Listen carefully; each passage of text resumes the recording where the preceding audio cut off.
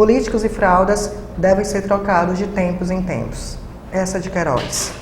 O Papo Visita de hoje recebe as contribuições às palavras de Benedito Walter Oliveira Moura, o popular Bené Moura, que há algum tempo luta em Caxias pela causa ambiental, da sustentabilidade, do bem cuidar para o meio ambiente.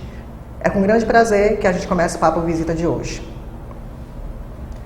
Benedito, popular Bené Moura, alguém que há algum tempo luta pela questão ambiental e que é bem conhecido na nossa cidade como justamente o gestor de questões agrárias.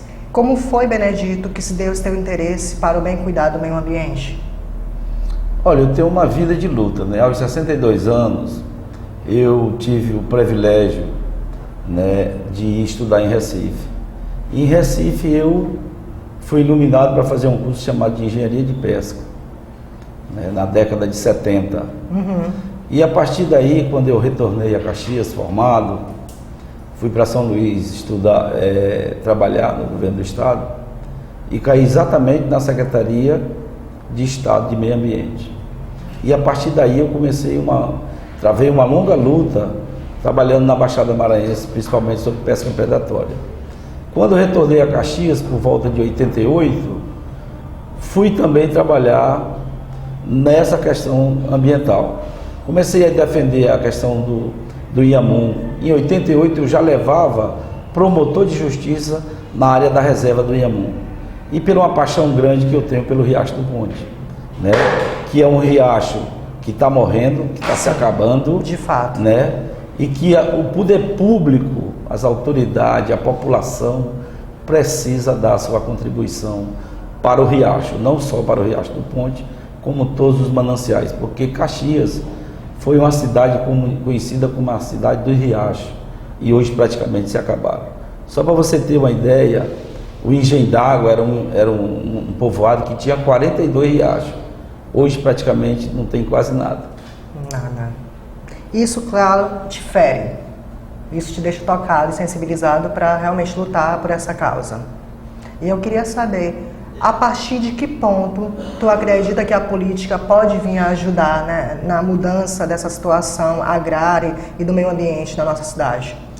Olha, a gente fica sempre pensando que há uma necessidade muito grande da própria população começar a participar, a perceber qual é o papel dela nisso tudo. O trabalho inicial é da população, então, né? E a partir daí pressionar os governantes, ir atrás do poder público mesmo para que a gente possa fazer. Eu tenho um sonho de começar a fazer um trabalho sobre recuperação de nascente, assim como já foi feito em cidades como a cidade de Extrema, em Minas Gerais, que há mais de 20 anos começou um trabalho desse de recuperação e vários riachos foram recuperados. Porque as pessoas não têm ideia, mas o rio se forma a partir de pequenos tributários, de pequenos riachos. Se você vai vendo os riachos se acabando, o rio, todo mundo sabe que o nosso Itapecuru aí está numa situação calamitosa comparada a 30 anos atrás.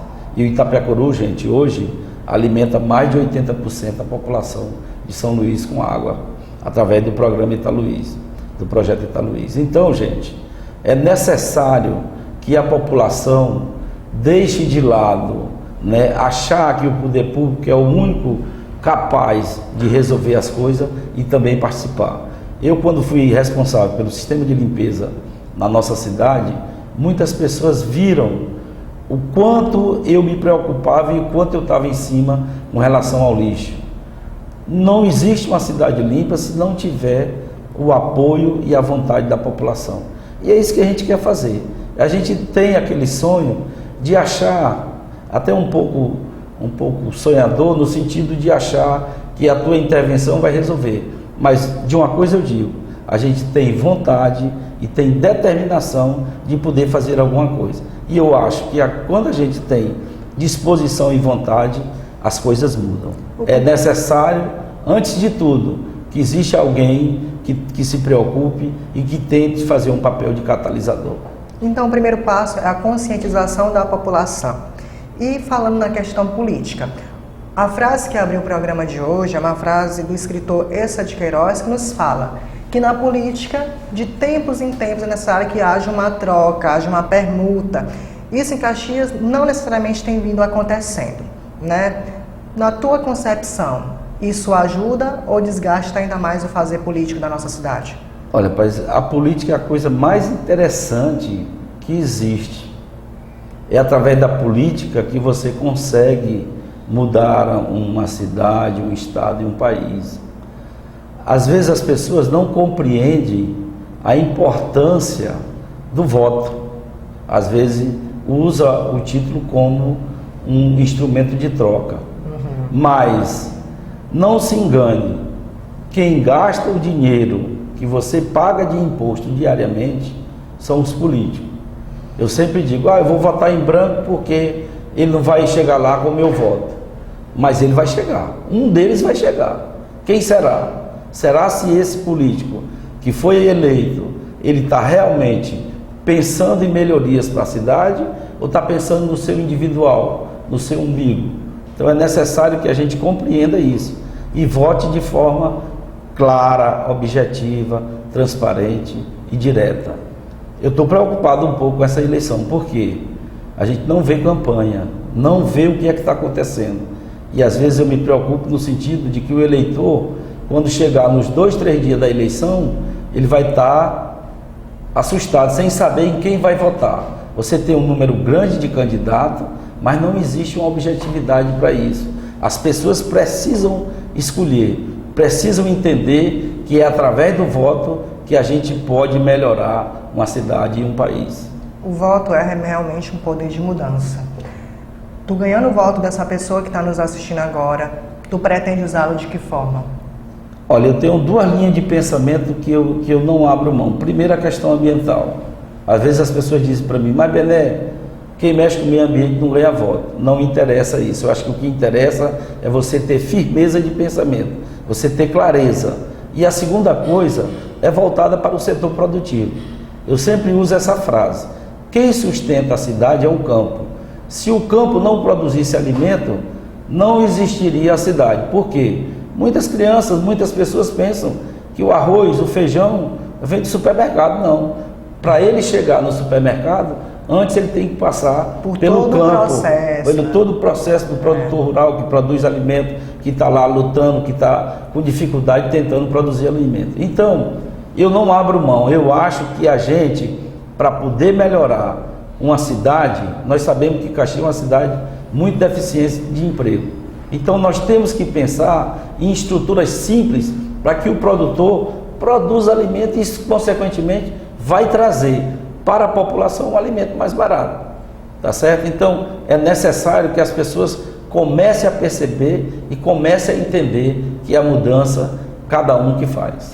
A agroindústria, esse setor tão primoroso que nós temos no capitalismo, é benéfico ou é maléfico para o produtor rural? Aquele lá que trabalha na questão da agricultura familiar? Eu não diria que seria maléfico ou benéfico. Você divide a produção em 2 situações. A agricultura familiar, que é uma agricultura voltada mais para a subsistência e para pequeno comércio, e os grandes empreendimentos agropecuários, que é voltado para o agronegócio. Tá certo? Então, quando você implanta uma agroindústria, é porque você tem produção no campo. Às vezes até surge aquela história de que está sendo explorado.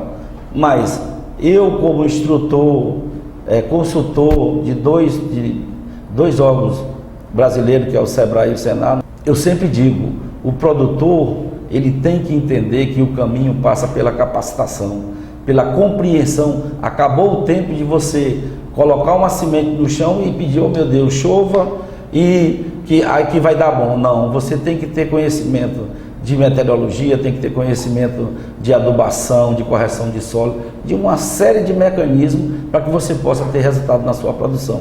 E esse trabalho a gente faz viajando por esse Maranhão todo, que eu sou especialista em criação de peixe, viajo direto, estou agora impossibilitado, mas o tempo todo é viajando, orientando o homem do campo, e sempre digo, às vezes as pessoas dizem que o maranhense é preguiçoso, não é preguiçoso. Na verdade, para o maranhense falta principalmente orientação, porque quando ele vê um produzindo, ele também acompanha e termina tendo uma produção razoável de sustentabilidade, pensando também na questão ambiental. Não é só desmatar, queimar e achar que está produzindo. Tem que ter conhecimento para se chegar a um lugar bom para todos.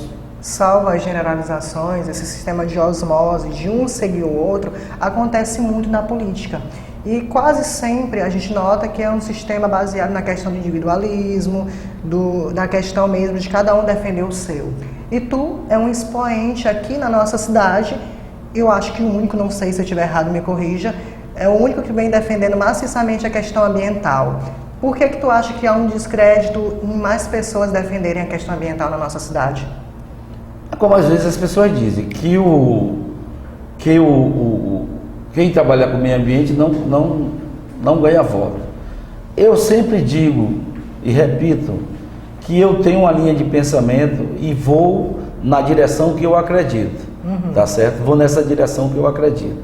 Agora, se a população começar a entender, né? Hoje nós temos problemas seríssimos de água e tudo indica que vai piorar.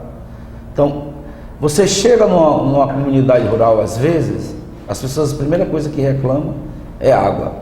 Há 20 anos atrás, eu vejo essa reclamação.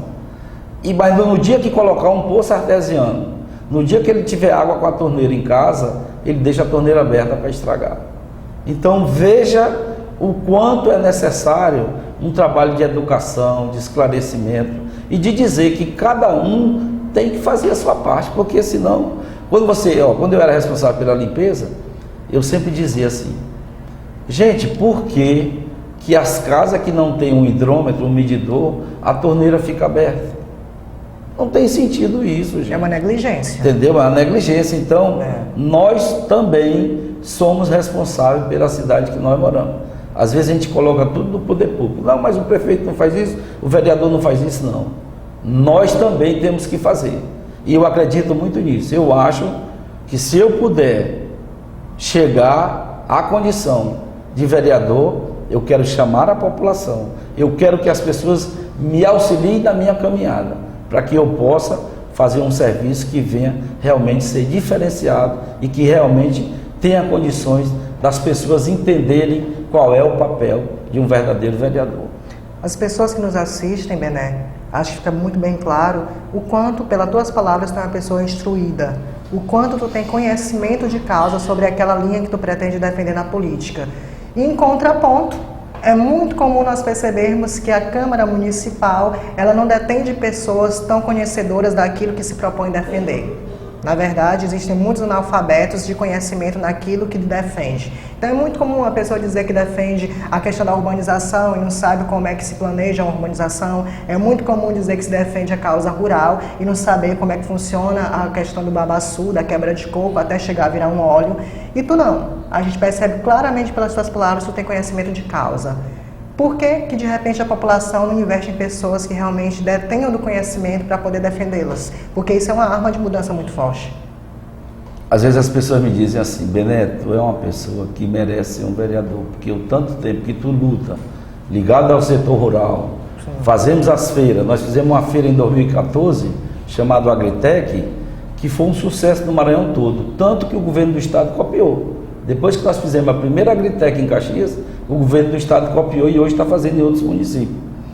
Nós fazemos uma cavalgada do produtor rural, que é um sucesso também. Por quê? Porque ele trata a coisa com seriedade.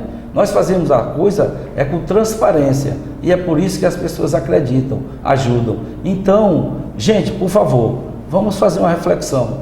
O momento é de refletir. Depois que votar, não adianta mais. Tá certo? Precisamos ser instrumento de mudança, e essa mudança depende de cada um. Muito bem. Bené, tu se configurou como sendo um partícipe do PTC, que é o partido justamente cristão, de ideais cristãos. Eu queria que tu me explicasse para as pessoas que estão em casa, o que te levou a se tornar um partícipe, uma pessoa que está realmente atuando pelo PTC e buscando uma vitória como vereador de Caxias. Olha, eu sou uma pessoa que acredito muito em Deus. Sempre acreditei em Deus. Quando posso, aos domingos estou indo à missa. tá? Muitas das vezes não vou por problema de viagem, já chego no domingo à noite. Mas eu acredito em Deus. E eu acho que quem acredita em Deus não fica desamparado. E esse é meu lema. Trabalhar, acreditar e fazer. Tu vai realmente dar uma contribuição para o poder público municipal poder olhar melhor pelo povo e pela causa rural. Com certeza. Esse é meu objetivo, essa é a minha vontade. E é através disso que eu acredito que a gente pode fazer um bom trabalho. Casado, pai de 3 filhos, recentemente ganhou uma netinha, o coração deve estar mesmo em burburinho de felicidade. E essa felicidade quer trazer para o povo de Caxias também, não é? Pois é, a gente tem firmeza de propósito, sempre que eu digo é isso. A gente tem firmeza e tem clareza no que quer fazer. Será se você consegue? Não sei, eu preciso tentar. Mas de uma coisa eu digo, esse retorno, esse feedback eu darei para as pessoas, no sentido de fazer um trabalho pela minha Caxias, que eu adoro. Tá aí. Espero que vocês tenham gostado do Papo Visita de hoje. Como vocês viram, palavras de quem conhece, de quem ainda tem conhecimento da causa que milita.